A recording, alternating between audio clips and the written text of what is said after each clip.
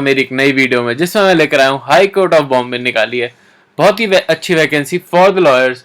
और ये वैकेंसी आपके लिए काफ़ी अच्छी हो सकती है अगर आप एक गवर्नमेंट अपॉर्चुनिटी ढूंढ रहे हैं तो चलिए बात करते हैं इस अपॉर्चुनिटी के बारे में। उससे पहले मैं आपको एक बहुत ही इंपॉर्टेंट इन्फॉर्मेशन देना चाहता हूँ अपने चैनल से रिलेटेड, कि इस चैनल पर हम बात करते हैं जो भी गवर्नमेंट जॉब्स निकलती हैं फॉर द लॉयर्स, और इस चैनल पर हम स्पेसिफिकली लॉयर्स के बारे में ही बात करते हैं। तो अगर आप एक लॉयर हैं जो एक गवर्नमेंट जॉब चाहते हैं, या फिर आप एक ऐसी जॉब चाहते हैं जो कि बहुत ही सिक्योर हो, तो ये अपॉर्चुनिटीज आपके लिए ही है। और ये चैनल को आपको अभी सब्सक्राइब कर लेना चाहिए, क्योंकि हम कर रहे हैं 100 डेज चैलेंज, जिसमें मैं 100 डेज तक आपके लिए नई नई वीडियोस लेकर आता रहता हूँ, विच इज़ नॉट ईजी, क्योंकि इतनी अपॉर्चुनिटीज़ को फाइंड आउट करना भी काफ़ी टफ हो जाता है।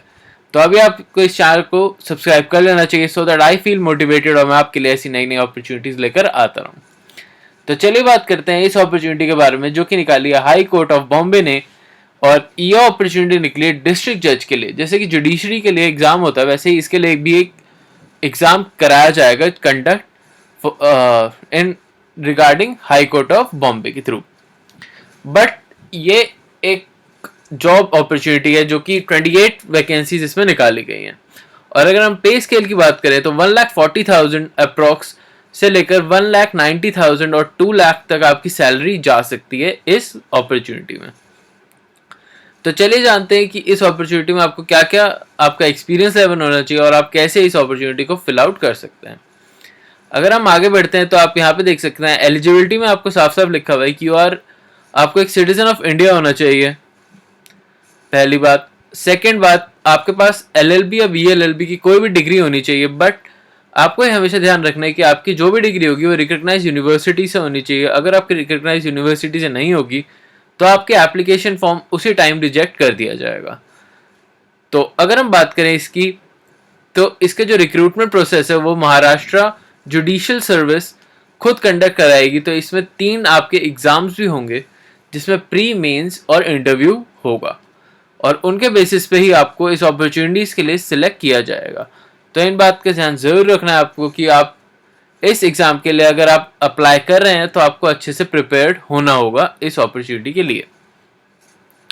चलिए फिर से चलते हैं, एलिजिबिलिटी की बात करते हैं। तो एलिजिबिलिटी में इन्होंने साफ साफ लिखा हुआ है कि अगर आप एक हाई कोर्ट में आप वर्किंग है, आप एक हाई कोर्ट लॉयर है जिसके पास 7 ईयर्स ऑफ एक्सपीरियंस है, तभी आप इस अपॉर्चुनिटी के लिए एलिजिबल होते हैं। और अगर आप एक गवर्नमेंट एडवोकेट हैं तो भी आपके पास 7 ईयर्स का एक्सपीरियंस होना बहुत ज़रूरी है फॉर दिस अपॉर्चुनिटी, क्योंकि ये हाई पोस्ट अपॉर्चुनिटी है और इसमें आपको अपना एक्सपीरियंस लेवल हमेशा 7 ईयर्स से ज़्यादा होना चाहिए, सो दैट आप इस अपॉर्चुनिटी के लिए एलिजिबल हो जाएं। अगर हम बात करें आगे की तरफ, तो इसमें एज लिमिट भी इन्होंने 35 से लेकर 48 ईयर्स तक की रखी गई है, सो दैट अगर आप इस अपॉर्चुनिटी के लिए अप्लाई कर रहे हैं तो आपको उससे पहले अपनी एज लिमिट और वर्किंग एक्सपीरियंस का क्राइटेरिया ज़रूर चेक कर लेना है, सो दैट आप इस अपॉर्चुनिटी के लिए एलिजिबल हो सके। जैसे कि मैंने आपको बताया, इसमें 35 ईयर्स से लेकर 48 ईयर्स तक की आपको एज लिमिट मांगी गई है। और आपको एक एक्सेप्शनल केस भी मांगा है कि आपको कैंडिडेट को नॉलेज होनी चाहिए महाराष्ट्रियन लैंग्वेज की, मराठी लैंग्वेज की। और अगर आपके पास मराठी लैंग्वेज की एक्सपीरियंस नहीं भी है तो भी आप इस अपॉर्चुनिटी के अप्लाई कर सकते हैं, अनलेस एंड अनटिल आप एज क्राइटेरिया और इनका एक्सपीरियंस लेवल दोनों को मैच कर रहे हो। अगर हम बात करें इसकी, तो इस अपॉर्चुनिटी में इन्होंने साफ साफ ये भी लिख रखा है कि अगर आप इस अपॉर्चुनिटी के लिए सिलेक्ट हो भी जाते हैं और अगर आपका कोई डॉक्यूमेंट गलत निकलता है या फिर आपकी वर्क प्रोफाइल इन्हें अच्छी नहीं लगती है वर्किंग, तो ये आपका जो भी वर्किंग पीरियड है उसे कैंसिल भी कर सकते हैं, अनलेस एंड अनटिल ये कैंसिल नहीं होता है इतनी जल्दी। बट इन्होंने ये मेंशन कर रखा है तो मैंने आपको बता दिया है। इसमें इन्होंने साफ साफ लिख रखा है कि 3 एग्जाम्स को कंडक्ट कराया जाएगा इनके थ्रू, जो कि है प्रीलिम एग्जाम्स, जो कि आपका रिटर्न एग्जाम होगा, देन होगा आपका मेंस एग्जाम और वाइवा वॉइस। जो कि आपका मेंस एग्जाम होगा उसके साथ ही आपका इंटरव्यू कंडक्ट कराया जाएगा, जिसमें आपकी नॉलेज और आपकी स्किल्स को देखा जाएगा और उसके बेसिस पर आपको ये जॉब अपॉर्चुनिटी देनी है या नहीं, इसके बारे में डिसाइड किया जाएगा। तो इन बातों का ध्यान जरूर रखना है आपने कि आप इस अपॉर्चुनिटी को कैसे भरते हैं और आपके मार्क्स भी इस पर डिपेंड करते हैं कि आपके पास 50% मार्क्स होने चाहिए इन मेंस एग्जाम, और अगर आप से बिलोंग करते हैं तो भी आपके पास 45% मार्क्स होने चाहिए फॉर द मेंस एग्जाम।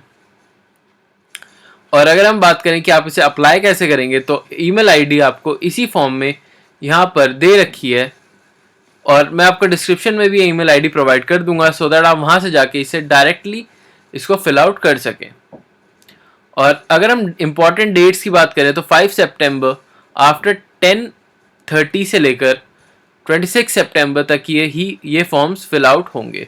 उसके बाद फिर ये फॉर्म्स आपके बंद कर दिए जाएंगे सो दैट आप यही फॉर्म्स इन डेट्स का ध्यान ज़रूर रखिएगा फिल आउट करने से पहले।